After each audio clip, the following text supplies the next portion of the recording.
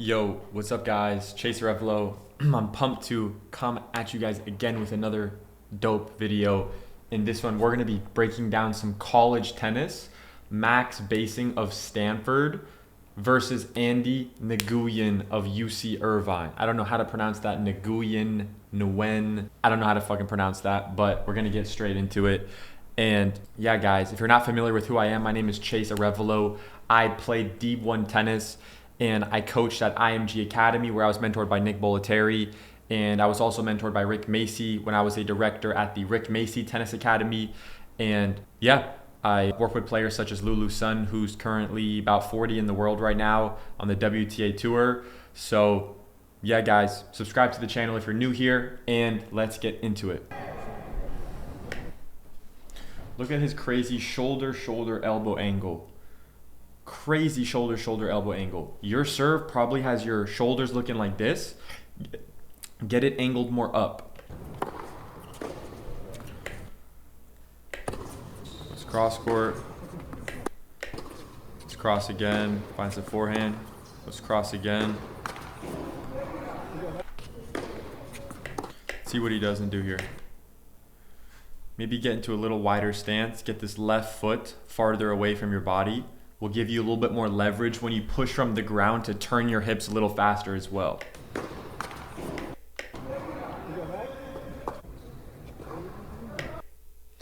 Notice on his serve how he prepares. He basically sets his arm on his serve. Look. Look, before he tosses, look. Look, he gets his elbow set at almost 90 degrees before he even tosses the ball. Right? So for a lot of players, when they're trying to figure out how can I improve my serve, one great method is set your elbow at 90 degrees because maybe you're not setting that checkpoint on your own when you do your full motion like this. And then once you're set at 90 degrees, then toss the ball so that you can just keep this still and then go up and have a more repeatable motion, right? Then you can build back in a more kind of larger take back, right? But even a player at this level, right, Max here, who plays for Stanford, starts his serve by setting his elbow up at the top here. So if you're looking to improve your serve and you're not consistently getting to a good kind of angle position here with your right elbow at 90 degrees, highly recommend abbreviating the swing.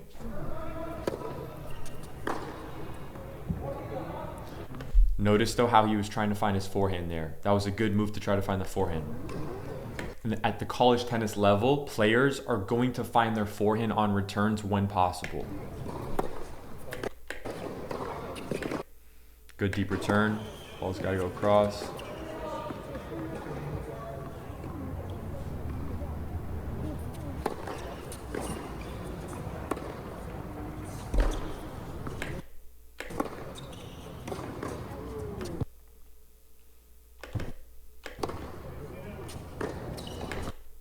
Notice how his right hand, his right arm, his non-hitting arm is parallel, right? He's not pointing it down, he's not pointing it up, right? It's parallel.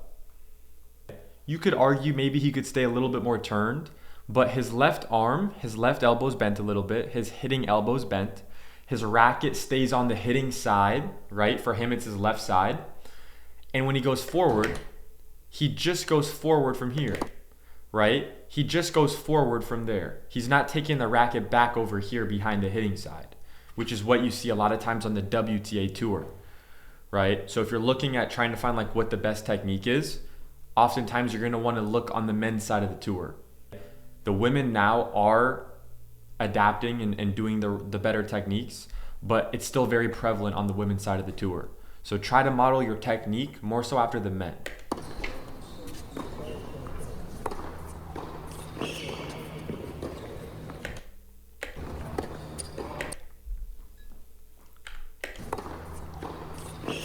So he gets the short ball.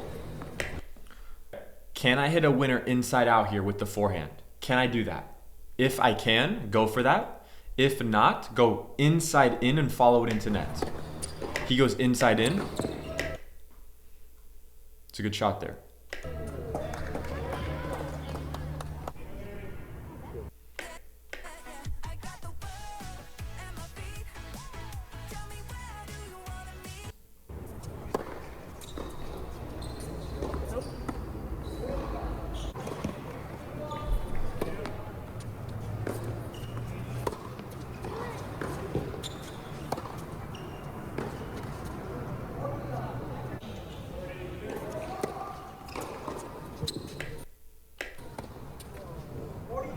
Good decision to go cross.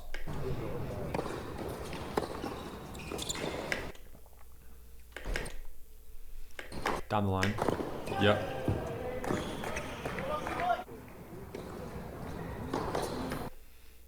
Great out wide serve. Breaks the sideline within the service box here. Open stance.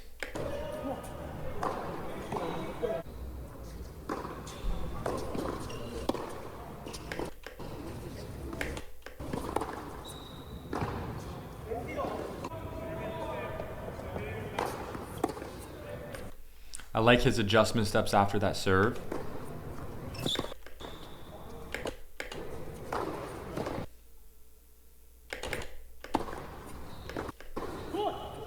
I don't like how he's bailing to the forehand slice on the run there. I don't like that. You can do that, but let's see how much time he had there. Look, you can do that if you just reach. My opinion is he could have totally just had the forehand grip, kept his right elbow up a little bit, do more of a throwing motion and like hit the forehand. And I think he was actually there. I don't think he had to slice that. You know, there's very little benefit there to slice that because look, even if you make that ball, you're giving the guy a short, easy ball that he'll be able to put away. So I think it's worth even if you think it's an extra risk to try to hit it with like topspin, it's worth it to go for that.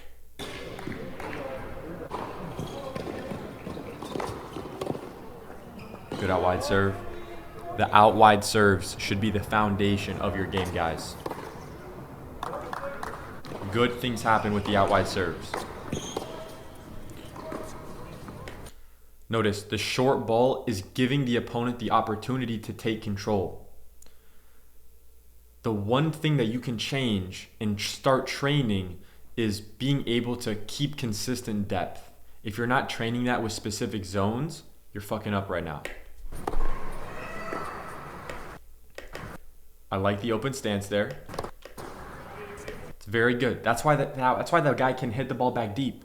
He gets into the open stance. He can really push from the ground, and that's how you can have a consistent motion. I like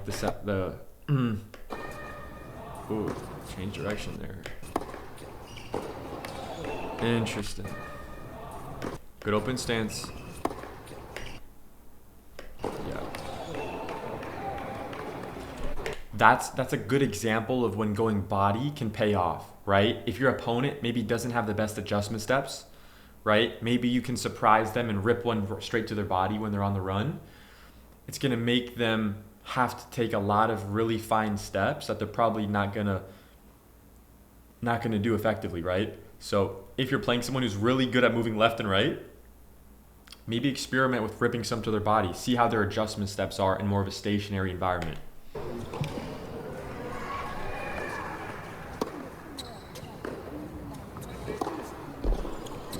Wow.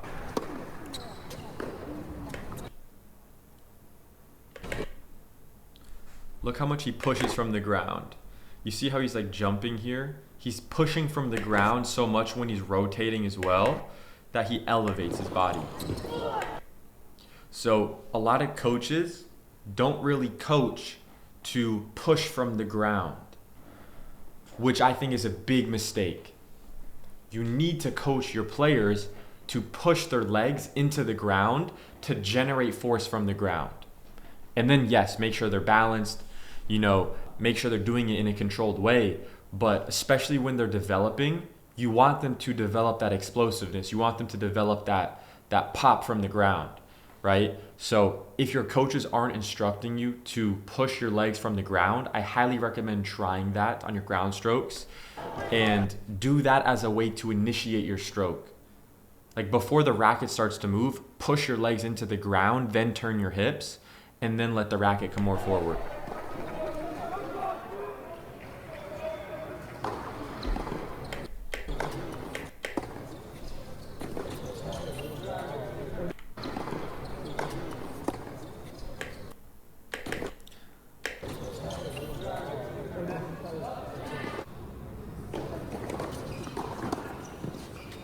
Great depth. Notice he keeps the left hand on the racket until the ball bounces. Then he lets go of the racket and his left arm is parallel with the baseline. Are your coaches in your last private lesson, did they teach you to do that on your forehand? If not, in your next session, they got to work on that with you. Look at how much he's turned his shoulder blade. Look at his racket is on the right side of his body. Look at how his right elbow is a little bit more up than it is like way down, right? You could put a towel in his armpit right now. And notice when he's going to the ball, his right elbow becomes straight. His right arm goes from bent to straight. Are you doing that on your forehand? Does your right elbow go from more bent to more straight? That's something you can visually see in your footage. And if you want to master it the best way possible and get the most bang for your buck for your body, for your athleticism, you're going to want to get this elbow to be more straight at contact.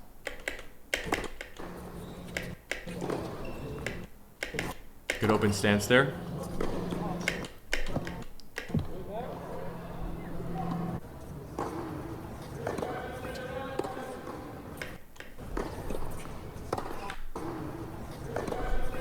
So like what you can see with this kick serve is, look, this is a good kick serve, right? It's landing right here in the corner.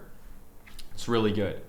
I would argue for any player, even at this level, high level D1, whatever, if these guys can start to train the shorter targets here and prioritize that on the kick serve, these guys already have the power. They already really do have the feel. They just need to develop it with specific intention on their targets. So my recommendation for these guys is to start training their targets a little shorter and be more picky about that for their kick serve, because it's a big difference in terms of the result. And that's one reason why, like when I was a director at the Rick Macy Tennis Academy and I would play sets and even coach Lulu's son, I would literally ace her with my kick serve, And at that time, I was like about like a 10 something UTR on paper, and definitely playing like she was an 11 UTR and I was beating her. So that just goes to show that with specific targets on the kick serve, you can really kind of max out your potential with your athleticism. And it's just something that I've seen with every player I apply that with. It helps them gain control over rallies way quicker. So if you haven't tried that, I highly recommend giving that a go. And ask your coaches about it too. See what they think.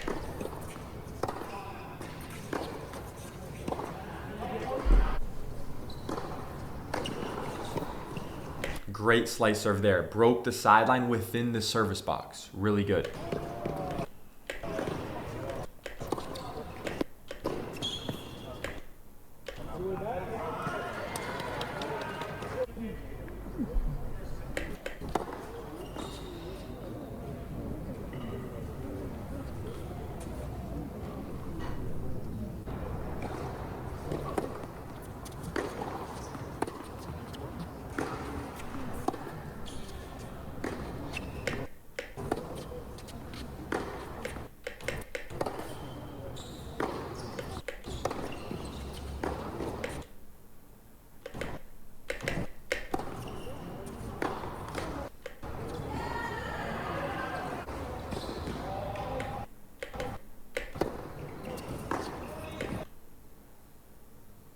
I really like how on his forehand he gets this full leverage from his arm on his forehand.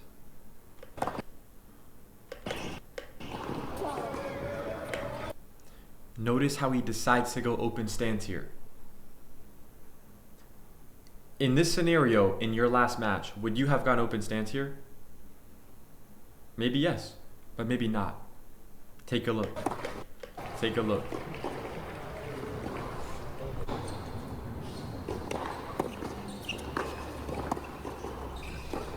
That was a good pickup.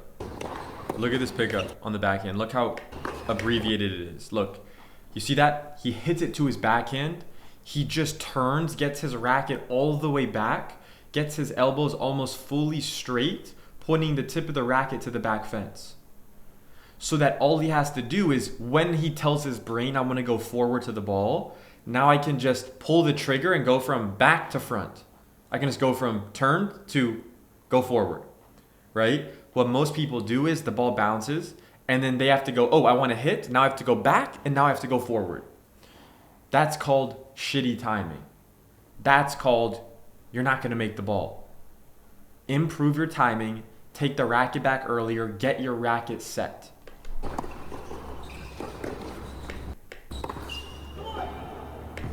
Look, very picky here. I'm being very picky, but the best error there is not missing it down the middle long. The best error, if you're going to miss there, is missing it more this way. Because at least there, you attempted to go for the distance that's longer, right? And I would have wanted him to kind of try to rip it, not so high over the net, but kind of drive through it a little bit more. Like, let's see, look. So he goes there, his opponent goes line. So it's on the run forehand. Here, this is a textbook example actually of how to go from defense to offense. He should go here, open stance, rip a flat, relatively flat forehand on the run. This is a difficult shot, but you can train it. And you can improve it pretty quickly actually if you're at this level. And rip a flatter forehand on the run and literally try to almost go for a winner over here, right? This way. It should be a winner based on positioning of your opponent, but he should go a little flatter, lower over the net, and try to do damage here, right? This is the opportunity to do damage. Even though he missed that ball, let's say he made that shot. What's the intention? Are you hitting a winner off of it? Are you taking control over the point? Maybe if you hit it deep and it lands on the baseline, like it does a little damage, but it's down the middle, so you're not really doing anything there. So I would argue you got to on the forehand on the run there. If you want to go from defense to offense, go for that flatter, lower over the net ball. And if anything, miss it a little bit long in this corner direction. Maybe even a little wide. But you don't want it to be middle. That would be kind of the worst error there.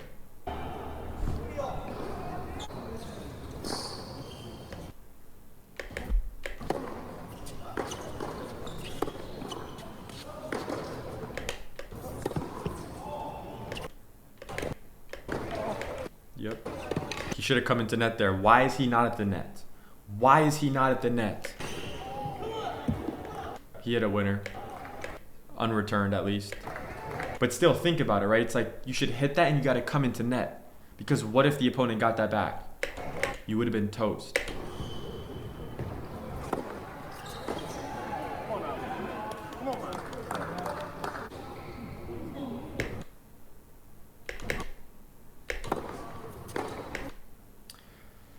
I'm curious your guys' thoughts.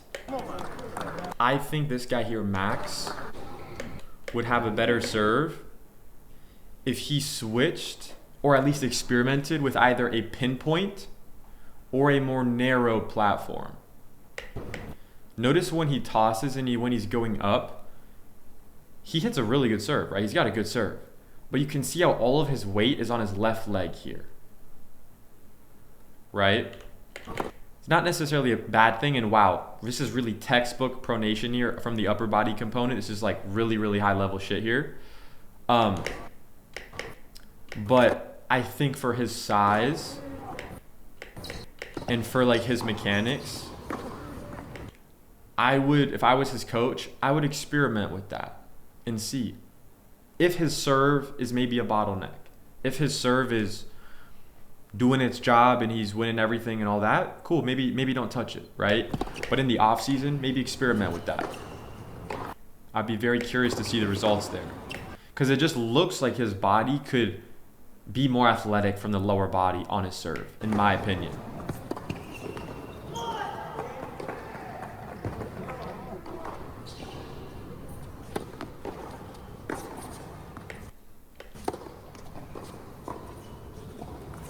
I got this wow skin from Olay Body Wash. Its new super serum sinks into my skin with...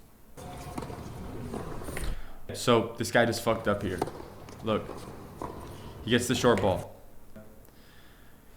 Look, this is an approach shot because he's coming into net. So if I'm hitting an approach shot, I'm going to make a decision. Can I hit a winner cross court? or do insane amount of damage. But basically it's, can I hit a winner cross court? If yes, I'm going cross court. If not, I'm going down the line. So unless he's going drop shot cross court here for a winner, you got to go backhand down the line, slice here and approach. So he goes cross here. His opponent can burn him down the line here, maybe even lob him. He missed that shot. However, that's nothing to do with this guy Andy here doing something good. That has to do with the guy Max fucking up, doing the wrong strategy, because he won that point. Andy won that point doing the wrong thing, in my opinion. So that's where it's like, good, I won the point, but pay attention.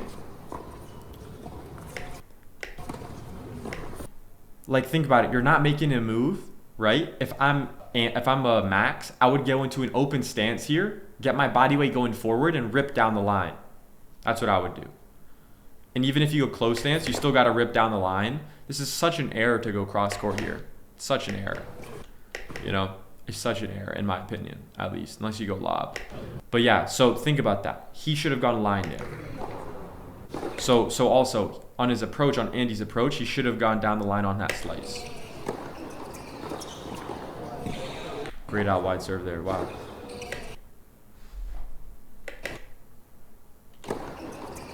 Yeah. Yeah. Like, dude, I want to see Max hitting those targets like Andy's hitting. Because isn't like Max taller? Isn't Max bigger? So like he should be the one who's able to hit those targets even better, in my opinion. I don't know. They could be the same size.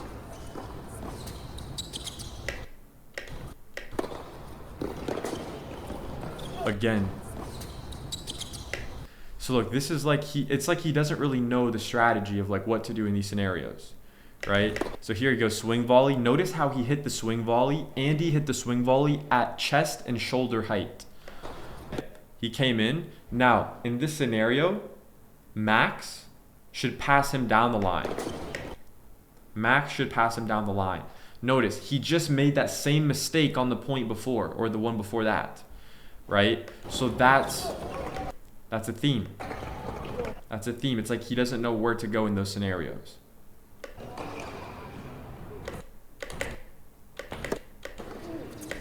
Again, look, this is why training your targets is so important on your serves, and training the right targets. That breaks the sideline in the service box and goes out in this direction. You guys can hit that serve, especially like if you're his opponent, if you're Max, realize like you can also hit that. All right, guys, well, that's it for this video. If you got any value out of this video, drop a like, comment, and subscribe to the channel if you're new here. Hope you have an amazing rest of your day, and I will see you in the next video.